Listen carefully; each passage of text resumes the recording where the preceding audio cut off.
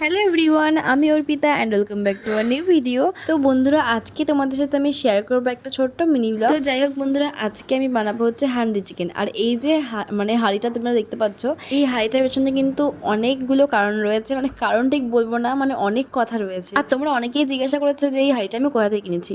এই হাঁড়িটা হচ্ছে আমাদের বাজারে রাজস্থানে অনেকগুলো লোক এসেছিলো একটা লরিতে করে, এই হাঁড়িগুলো নিয়ে এসেছিলো তারা।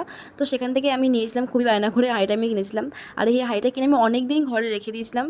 আর অর্ঘ্য তো আমার মাথা পুরো খারাপ করে দিয়েছে যে কবে তুমি হান্ডি চিকেন বানাবে বা হাঁড়িতেই হাঁড়িটা তুমি রান্না করবে। সত্যি কথা বলতে আমার নিজেরও খুব ইচ্ছে ছিল যে হাঁড়িটা তুমি কখন রান্না করবো আর কবে রান্না করবো, কিন্তু সত্যি কথা বলতে আমার সময় একদমই হয়ে উঠছিল না যে আমি রান্না করব।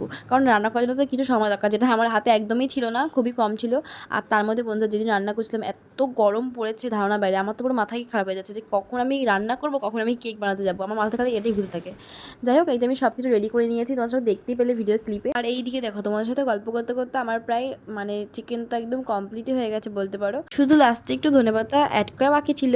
বন্ধুরা, তোমাদের এই হান্ডি চিকেন রান্নাটা কেমন লেগেছে অবশ্যই কমেন্টে জানিও। আর এই ধরনের ছোট ছোট মিনি ব্লগ দেখতে হলে আমাকে অবশ্যই ফলো করে রেখো। যদি ইউটিউব থেকে দেখে থাকো তাহলে অবশ্যই সাবস্ক্রাইব করে দিও। বন্ধুরা, আজকের মতো এতটুকুই, বাই।